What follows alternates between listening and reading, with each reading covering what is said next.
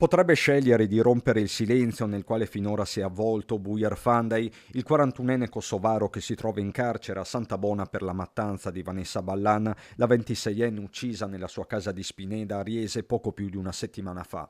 Il killer finora non ha mai parlato né subito dopo l'arresto né durante l'udienza di convalida del fermo a Santa Bona. Apparso poco lucido, così hanno raccontato le sue legali, potrebbe presto chiedere di essere risentito. Nel frattempo le indagini vanno avanti con la procura intenzionata ad ascoltare nuovamente il compagno di Vanessa, Nicola, che a quanto pare conosceva bene il kosovaro, presentato in famiglia dalla stessa giovane donna come un amico e trattato per un certo periodo come tale. In una o più occasioni avrebbero anche pranzato tutti insieme nell'abitazione di Spineda, poi teatro dell'orrore. E questo fino a ottobre, quando il 41enne inviò a Nicola un video intimo che lo ritraeva con Vanessa, rivelando di fatto una relazione. Poco dopo la denuncia per stalking, presentata il 26 di ottobre, subito seguita da una perquisizione nella casa del 41enne a San Vito di Altivole, disposta dalla stessa procura, che in questi giorni sta redigendo la risposta per gli ispettori del Ministero, che si sono attivati per capire come mai in quel frangente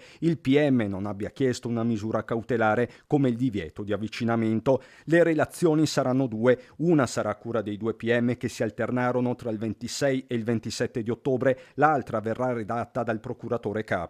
Altri dettagli utili per le indagini arriveranno dal rapporto finale dell'anatomopatologo, che potrebbe però essere depositato solo a fine febbraio, inizio marzo, decorsi i termini di legge. Arriverà certamente prima l'esito del test di paternità sul feto che Vanessa aveva in grembo. E a proposito di violenza di genere, l'attivazione di codici rossi nella Marca è in aumento. Erano 39 tra metà ottobre e novembre, sono stati 50 nel mese successivo, complice l'effetto della vicenda di Giulia Cecchettin, che ha evidentemente spinto molte vittime a denunciare.